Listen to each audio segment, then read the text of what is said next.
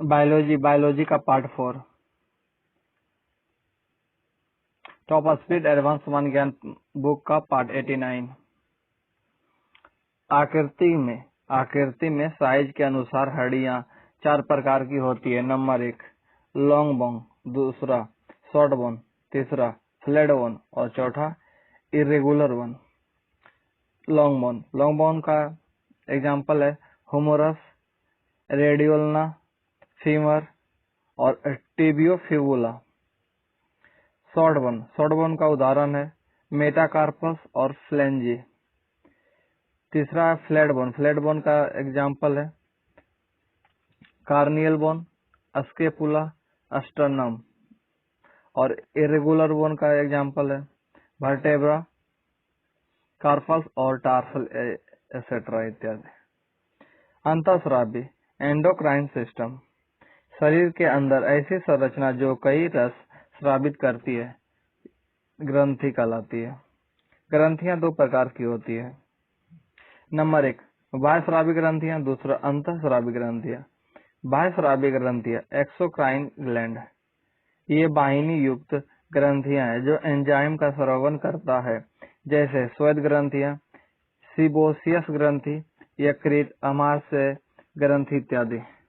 अंतःस्रावी ग्रंथि endocrine gland, यह वाहिनी ग्रंथि है जो हार्मोन का स्रावन करती है, जैसे पीयूष ग्रंथि, थायराइड ग्रंथि, एड्रिनल ग्रंथि। ये सब अंतःस्रावी ग्रंथि का उदाहरण है।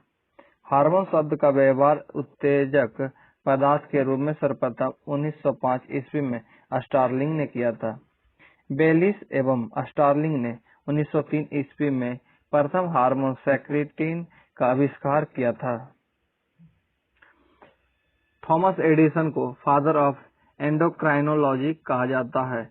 इन्होंने 1855 ईस्वी में एड्रिनल कॉर्टेक्स के निकाल देने पर होने वाली बीमारी के बारे में बताया था, जिसे एडिसन रोग कहा जाता है।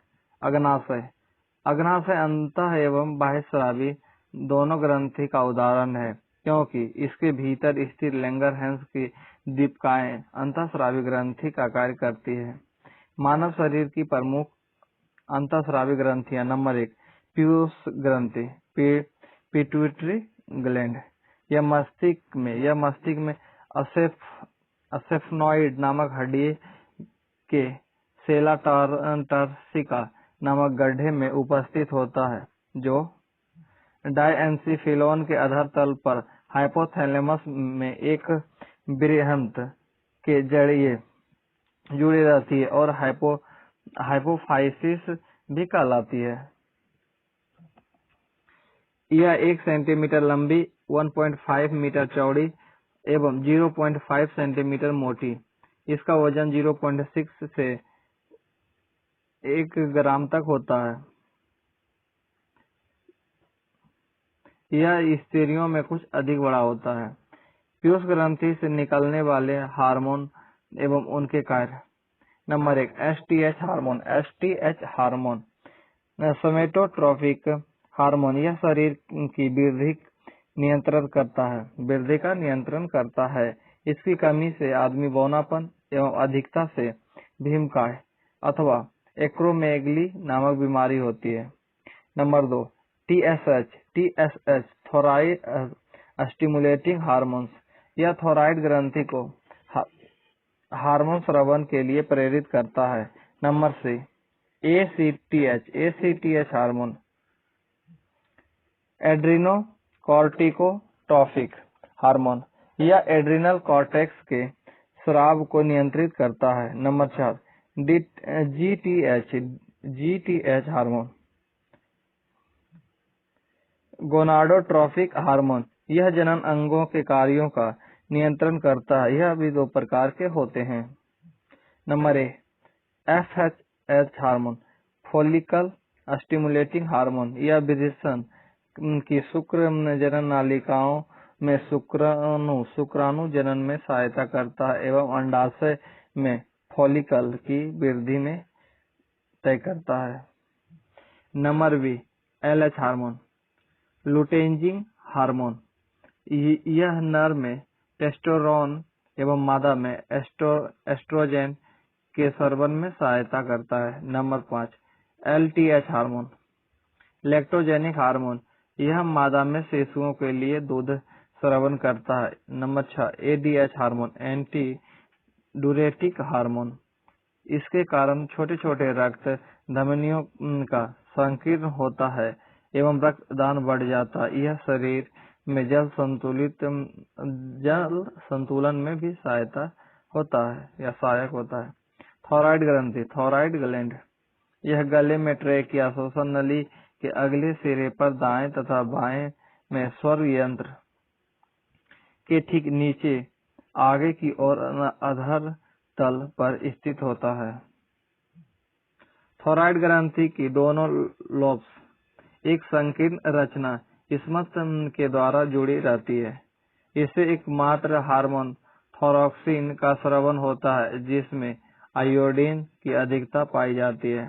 थायरॉक्सिन का कार्य नंबर 1, यह शरीर के समान कार्बोहाइड्रेट, प्रोटीन, वसा, कैल्शियम तथा फास्फोरस के चयापचय क्रियाओं का नियंत्रण एवं नियमन करता है। नंबर 2, यह शरीर के सामान्य वृद्धि, विशेषकर हड्डियों एवं दांतों की वृद्धि के लिए आवश्यक होता है। नंबर 3, यह शरीर का मानसिक विकास एवं लैंगिक परिवर्धन को भी नियंत्रण करता है। नंबर 4, यह कोशिकीय शोषण की दर को बढ़ाता है। नंबर 5, यह केंद्रीय तंत्रिका तंत्र की सक्रियता को बढ़ाता है। नंबर 6, यह रक्त में कीटोन के निर्माण को घटाता है। नंबर 7, उभयचरों के टेडपोल लार्वा के रूपांतरण के लिए आवश्यक होता है। थायरॉक्सिन की कमी से होने वाले रोग। नंबर 1, क्रेटेनिज्म, इसके कारण उम्र के अनुपात में शारीरिक एवं मानसिक विकास नहीं हो पाता। नंबर 2, मिक्सिडिमा, उपापचय क्रिया भली भांति नहीं हो पाता है, फलस्वरूप हृदय स्पंदन एवं रक्तचाप कम हो जाता है। हाइपोथायराइडिज्म, इसके कमी से सामान्य जनन कार्य बाधित हो जाता है तथा मनुष्य गूंगा एवं बहरा हो जाता है। घेंगा रोग, इसके कारण थायराइड ग्रंथि का आकार बड़ा हो जाता है, फलस्वरूप गला फूल जाता है। थायरॉक्सिन की अधिकता से होने वाले रोग। नंबर 1, थायरॉक्सिन के अधिक सेवन से उपापचय दर बढ़ जाती है। इसके कारण हृदय गति तीव्र हो जाता है, रक्तचाप बढ़ जाता है, श्वसन दर तीव्र हो जाता है, तंत्रिका अस्थिरता उत्पन्न हो जाता है। इस रोग को टॉक्सिक गवाइटर या ग्रेव्स रोग कहा जाता है। थायरॉक्सिन की अधिकता के कारण आंख फूलकर नेत्र कोटर से बाहर निकल आता है। इस रोग को हेक्साप्लेथेलमिया कहते हैं। प्रावटु ग्रंथि, प्राथायरॉइड ग्लैंड, यह सबसे छोटी अंतःस्रावी ग्रंथि है। इसके बारे में सर्वप्रथम सेंड्रोस्ट्रोम ने 1880 ईस्वी में बताया था। यह ग्रंथि थायराइड ग्रंथि के पीछे स्थिर होता है। इस ग्रंथि से निम्नलिखित 2 हार्मोन स्रावित होते हैं। नंबर 1, पाराथायराइड हार्मोन, दूसरा कैल्सिटोनिन हार्मोन। पाराथायराइड हार्मोन, यह हार्मोन तब मुक्त होता है जब रक्त में कैल्शियम की कमी हो जाती है। नंबर 2, कैल्सिफेटोनिन हार्मोन, जब रक्त में कैल्शियम की मात्रा अधिक हो जाती है तब यह हार्मोन मुक्त होता है। मनुष्य में कैल्शियम की समुचित मात्रा 10 से 11.5 मिलीग्राम प्रति 1000 प्रति 100 ml रक्त में होता है, अर्थात 70 किलो वजन वाले मनुष्य में 1000 से 1120 ग्राम कैल्शियम की मात्रा होती है। शरीर में पाए जाने वाले खनिज में कैल्शियम सबसे अधिक पाया जाता है। एड्रिनल ग्लैंड, इस ग्रंथि के बारे में सर्वप्रथम 1543 ईस्वी में ड्यूस्टेचिलस ने बताया था और इसके कार्यों का वर्णन सर्वप्रथम केनन ने दिया। यह ग्रंथि साधारणतः पीले रंग की होती है, जो वृक्क के अगले या ऊपरी सिरे पर अंदर की ओर स्थित होता है। एड्रिनल ग्रंथि को दो भाग होते हैं। नंबर ए एड्रिनल कॉर्टेक्स बाहरी भाग और नंबर बी एड्रिनल मेडुला भीतरी भाग। एड्रिनल कॉर्टेक्स से निकलने वाले हार्मोन एवं उनके कार्य। ग्लूकोकार्टिकॉइड्स यह कार्बोहाइड्रेट प्रोटीन एवं वसा के उपापचय का नियंत्रण करता है। नंबर बी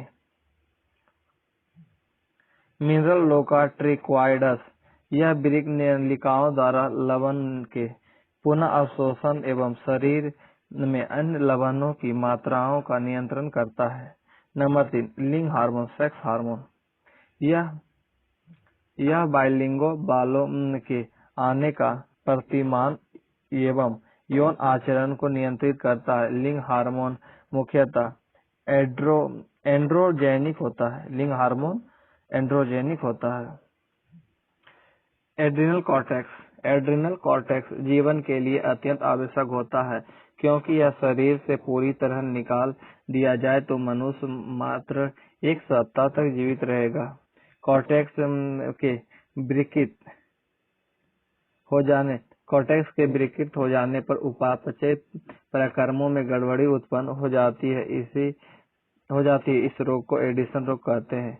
एड्रिनल मेडुला से स्रावित हार्मोन एवं उनके कार्य। एड्रिनल मेडुला से स्रावित हार्मोन एवं उनके कार्य।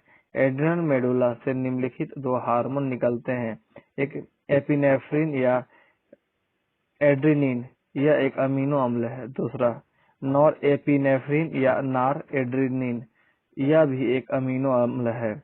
इन दोनों के कार्य समान होते हैं। ये समान रूप से हृदय पेशियों की उत्तेजनशीलता एवं संकुचनशीलता में वृद्धि करता है। फलस्वरूप रक्तचाप बढ़ जाता है।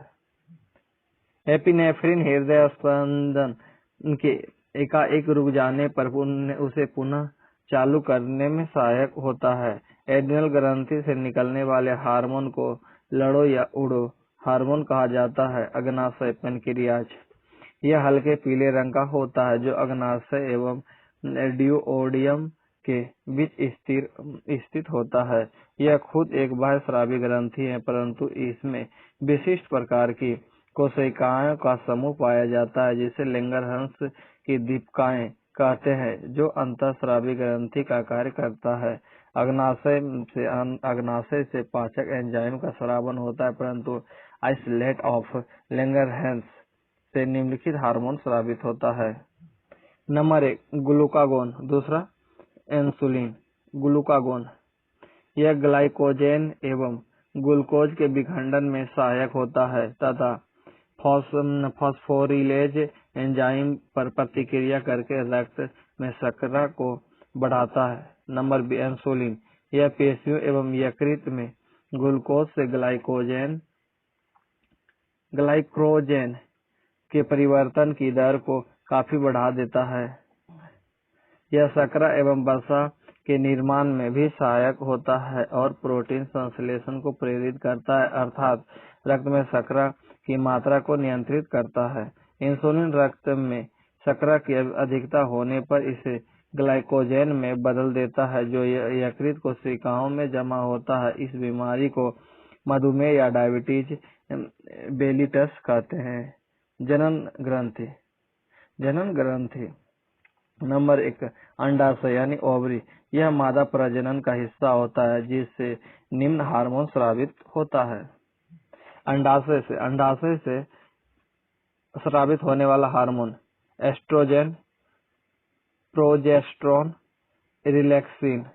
नंबर 1 एस्ट्रोजन यह मादा प्रजनन अंग के परिवर्धन का नियंत्रण करता है। नंबर 2 प्रोजेस्टेरोन स्तन वृद्धि, गर्भाशय एवं प्रसव में होने वाले परिवर्तनों का नियंत्रण करता है। नंबर 3 रिलैक्सिन यह हार्मोन प्यूबिक सिफाइसिस को मुलायम करता है, गर्भाशय को सिकुड़ने से रोकता है तथा गर्भाशय ग्रीवा को चौड़ा करता है, ताकि बच्चा आसानी से पैदा हो सके। नंबर 2 वृषण यानी टेस्टी यह नर प्रजनन का हिस्सा है। इसे स्रावित हार्मोन एड्रोजेंस कहलाता है। यह वृषण यह नर प्रजनन का हिस्सा होता है। इससे स्रावित हार्मोन एड्रोजेंस कहलाता है। इसका प्रमुख हार्मोन टेस्टोस्टेरोन है, जो प्रोत्साहित लैंगिक में परिवर्धन एवं यौन आचार को प्रेरित करता है। भोजन एवं पोषक पदार्थ। वे सभी पदार्थ जिनमें विभिन्न जैव के कार्यों के संपन्न होने हेतु आवश्यक ऊर्जा प्राप्त होती है तथा जिनसे ऐसे पदार्थ भी प्राप्त होते हैं जो हमारे शरीर की वृद्धि और विकास में सहायक होता है तथा हमारे शरीर के क्षतिग्रस्त ऊतकों की मरम्मत करता है और शरीर को रोग निरोधी बनाने में सहायक होता है। भोजन या पोषक पदार्थ कहलाता है। भोजन निम्न 4 प्रकार के होते हैं। नंबर 1 ऊर्जा उत्पादित, जिसमें कार्बोहाइड्रेट एवं वसा होता है। शरीर निर्माता प्रोटीन होता है। उपापचयी नियंत्रक विटामिन, लवण एवं जल होता है। अनुवांशिक पदार्थ केंद्रक अम्ल होता है। कार्बोहाइड्रेट यह कार्बन, हाइड्रोजन और ऑक्सीजन के 1:2:1 के अनुपात में मिलने से बना यौगिक है। स्रोत गेहूं, चावल, आलू, साधारण शर्करा, मधु इत्यादि।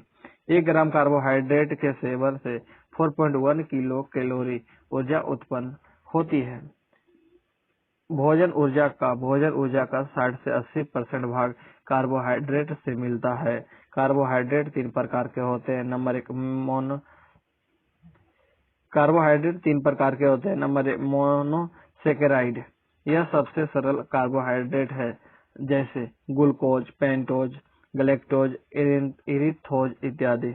Number 2 disaccharide. यह 2 मोनोसेकेराइड के संयोग से बना होता है, जैसे ग्लूकोज प्लस ग्लूकोज बराबर माल्टोज, ग्लूकोज प्लस फ्रुक्टोज बराबर सुक्रोज और ग्लूकोज प्लस गैलेक्टोज बराबर लैक्टोज।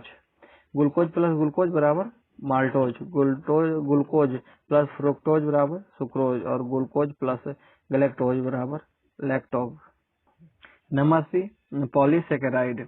मोनोसेकेराइड के कई अणुओं के मिलने से लंबी श्रृंखला वाली घुलनशील कार्बोहाइड्रेट बनता है, जिसे पॉलीसेकेराइड कहते हैं। जैसे स्टार्च सभी अनाज, आलू तथा अनेक वनस्पतियों में।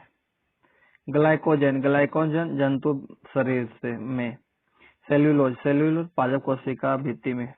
काइटिन कीटों के बाह्य कंकाल में। कार्बोहाइड्रेट के कार्य।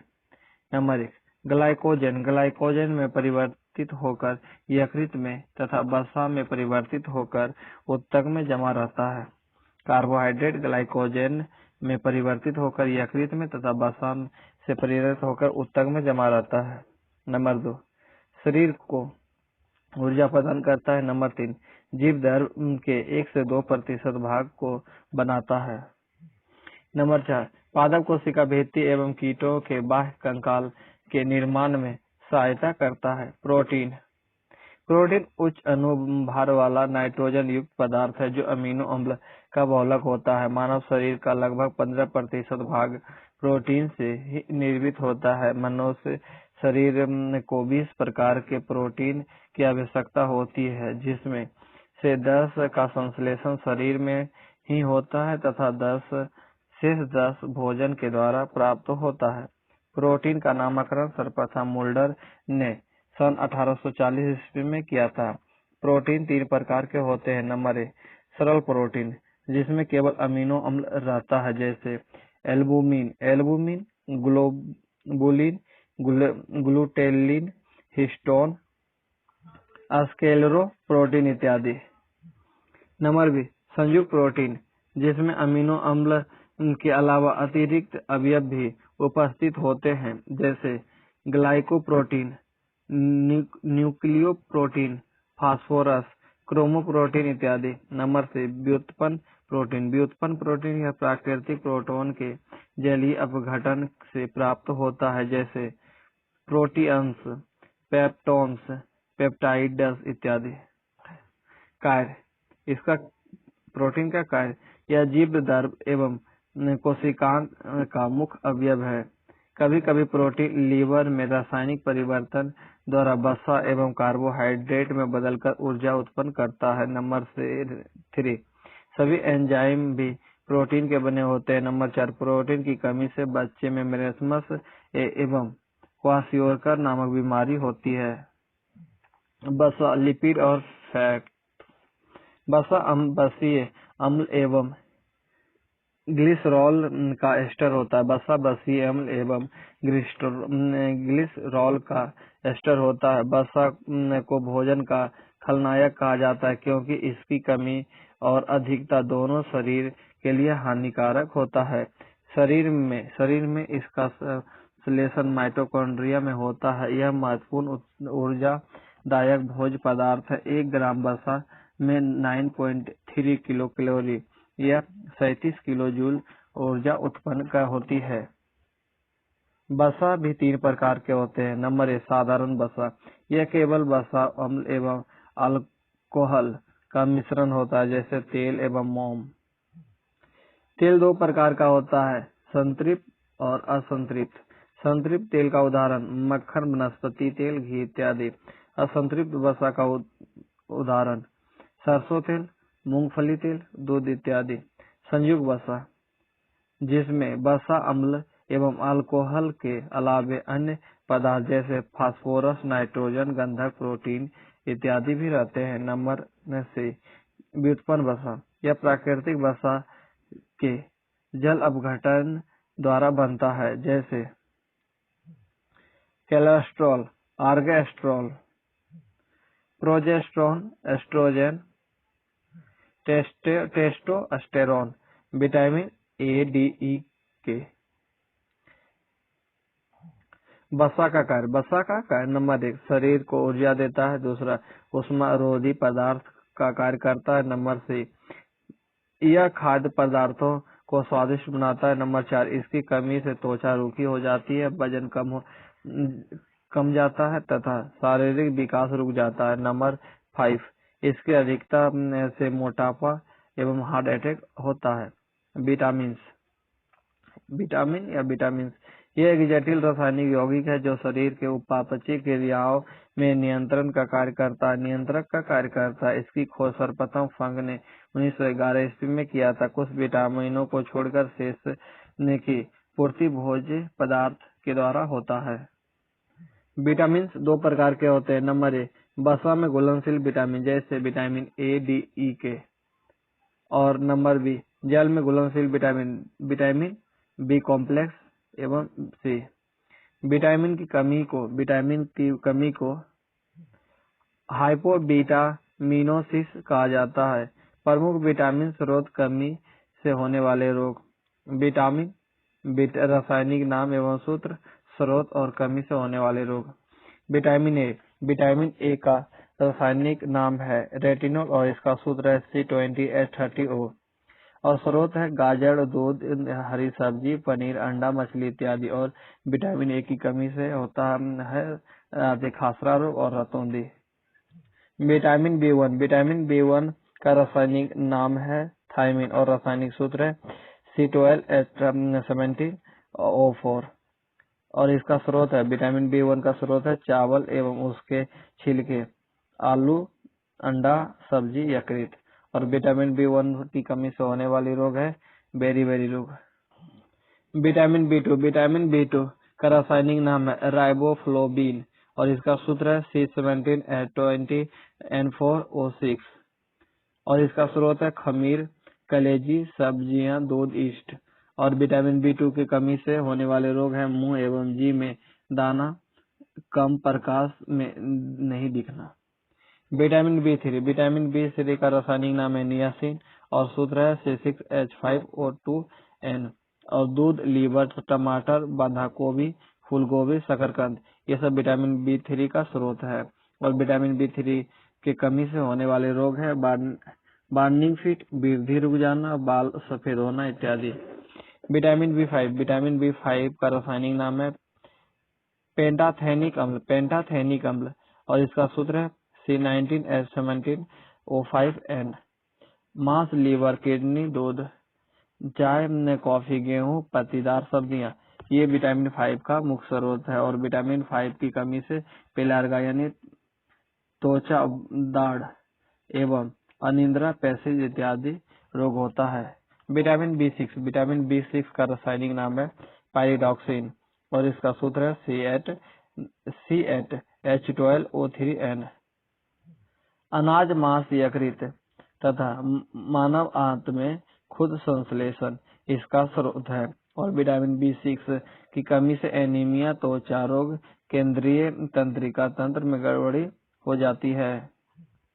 विटामिन बी सेवन का रासायनिक नाम बायोटीन है और इसका सूत्र है C10H16O3N2S। मांस, अंडा, यकृत, दूध, किडनी, फल आंत में खुद संश्लेषित, ये इसका मुख्य स्रोत है। और विटामिन बी सेवन की कमी से होने वाला रोग पेचिश में दर्द और भूख की कमी है। विटामिन बी नाइन का रासायनिक नाम है फॉलिक अम्ल C19H19O6N7। दाल, यकृत, फल, लीवर, सब्जियां, अंडा इत्यादि स्रोत है। और विटामिन बी नाइन की कमी से होने वाला रोग है ल्यूकोपेनिया, WBC की कमी। विटामिन 12 विटामिन B12 का रासायनिक नाम है साइकोवालामीन और इसका सूत्र है C63H90O14N14PO। लीवर, दूध और मांस इसका मुख्य स्रोत है। विटामिन B12 का कमी से होने वाला रोग है पारानीसियस, एनीमिया अर्थात रक्त कणों की कमी। विटामिन 8, 10, 11 ये अभी खोज नहीं हुआ है। विटामिन सी का रासायनिक नाम है एस्कॉर्बिक अम्ल। सभी खट्टे फल, मिर्च, अंकुरित अनाज में विटामिन सी पाया जाता है। और विटामिन सी की कमी से स्कर्वी एवं मेंटल डिप्रेशन होता है। विटामिन डी का रासायनिक नाम है कैल्सीफेरॉल और इसका सूत्र है C28H44O। सूर्य प्रकाश में त्वचा द्वारा संश्लेषित घी, दही, मलाई इसका मुख्य स्रोत है। और विटामिन डी के कमी से होने वाला रोग है रिकेटस जो बच्चों में होता है, ऑस्टियोमलेशिया जो बड़ों में होता है।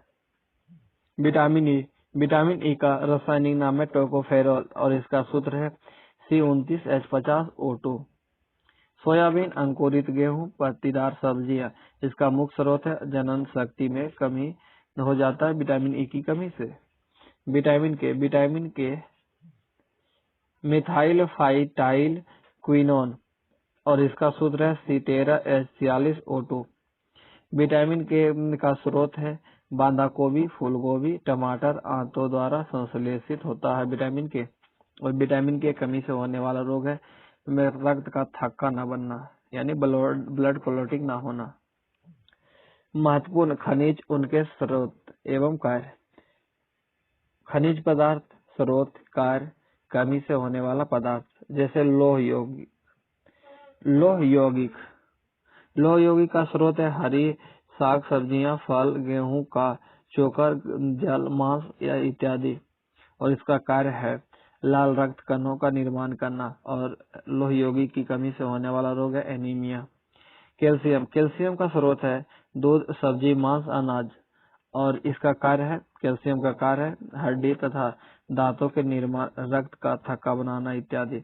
और कैल्शियम की कमी से होने वाला रोग है अस्थियों एवं दांतों का कमजोर एवं विकृत हो जाना जिसे रिकेटस रोग कहते हैं। फास्फोरस का स्रोत है दूध, सब्जी, मांस इत्यादि। और फास्फोरस का कार्य है हड्डियों, दांतों एवं जीवद्रव्य का निर्माण करना। और फास्फोरस की कमी से होने वाला रोग है हड्डियों एवं दांतों से संबंधित रोग। मैग्नीशियम का स्रोत है सब्जियां, अनाज इत्यादि। और मैग्नीशियम का कार्य है पेशी एवं तंत्रिका तंत्र के कार्य में सहायता करना। और इसकी कमी से होने वाला रोग यानी मैग्नीशियम की कमी से होने वाला रोग है पेशियां एवं तंत्रिका तंत्र की कार्य क्षमता में कमी। सोडियम का मुख्य स्रोत है सभी भोज्य पदार्थ, हरी सब्जियां, नमक इत्यादि। और सोडियम का कार्य है रक्त एवं अन्य ऊतकों का निर्माण करना। और सोडियम की कमी से होने वाला रोग है निर्जलीकरण तथा शरीर शक्ति में कमी, रक्तदान में कमी।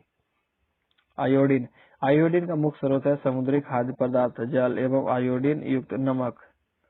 आयोडीन का अति मुख्य कार्य है थॉराइड ग्रंथि में थॉरोक्सिन हार्मोन के निर्माण में सहायता करना। और आयोडीन की कमी से होने वाला रोग है घेंगा, क्रेनेटिज्म, मिक्सिडोमा इत्यादि। पोटेशियम का मुख्य स्रोत है सब्जी, सभी भोज्य पदार्थ। और पोटेशियम का कार्य है रक्त वृद्धि एवं कोशिकीय गतिविधियों में सहायता करना। और पोटेशियम की कमी से होने वाला रोग है शारीरिक क्षमता में कमी। क्लोरीन का मुख्य स्रोत है सब्जी, अनाज, फल। और इस क्लोरीन का कार्य है पाचन एवं जल संतुलन में सहायता करना। और क्लोरीन की कमी से होने वाला रोग है उपापचयी क्रिया प्रभावित, बहुत कमजोरी होना। जस्ता का मुख्य स्रोत है लीवर, मछली, दालें, मांस इत्यादि। और जस्ता का कार्य है इंसुलिन कार्य में सहायता करना। और जस्ता की कमी से होने वाला रोग है भूख की कमी, रक्तहीनता इत्यादि। तांबा का स्रोत है मांस, मछली, लीवर। और तांबा का कार्य हड्डियों के निर्माण में, इलेक्ट्रॉन के संवाहक रूप में इत्यादि। कोबाल्ट का मुख्य स्रोत है मांस, मछली, जल। और कोबाल्ट का कार्य आरबीसी एवं विटामिन B12 का संश्लेषण करना। और कोबाल्ट की कमी से कमजोरी, पाचन में गड़बड़ी इत्यादि रोग उत्पन्न हो जाती है। गंधक का स्रोत है अनाज, दाल, मेथी, काला नमक इत्यादि। और गंधक का मुख्य कार्य है प्रोटीन निर्माण में सहायता करना। गंधक का मुख्य कार्य और गंधक की कमी से होने वाला रोग है पेशियां एवं तंत्रिका के कार्य में कमी। हमारी पोषक आवश्यकता एवं संतुलित आहार। भोजन पदार्थ में आवश्यक सभी पोषक तत्वों की उपस्थिति ही संतुलित आहार कहलाता है। हमारी कैलोरिक आवश्यकताएं, प्रतिदिन की आवश्यकताएं। आयु और प्रतिदिन कैलोरी। 10 से 12 वर्ष के बच्चे में 2000 किलो कैलोरी प्रतिदिन चाहिए। 12 से 14 वर्ष के बच्चे में 2200 किलो कैलोरी प्रतिदिन चाहिए। 14 से 16 वर्ष के बच्चों में 2600 कैलोरी प्रतिदिन चाहिए। 15 से 18 वर्ष के बच्चों में 2600 कैलोरी प्रतिदिन की आवश्यकता होती है। मेहनत कश आदमी को 2500 से 4000 के बीच में कैलोरी की आवश्यकता होती है। 2500 से 4000 के किलो कैलोरी की आवश्यकता होती है। 66 से 75 वर्ष के पुरुष के 2300 किलो कैलोरी चाहिए। और 66 से 75 वर्ष की स्त्री को 2100 कैलोरी चाहिए। नेक्स्ट डिजीज चैप्टर देखेंगे नेक्स्ट वीडियो में।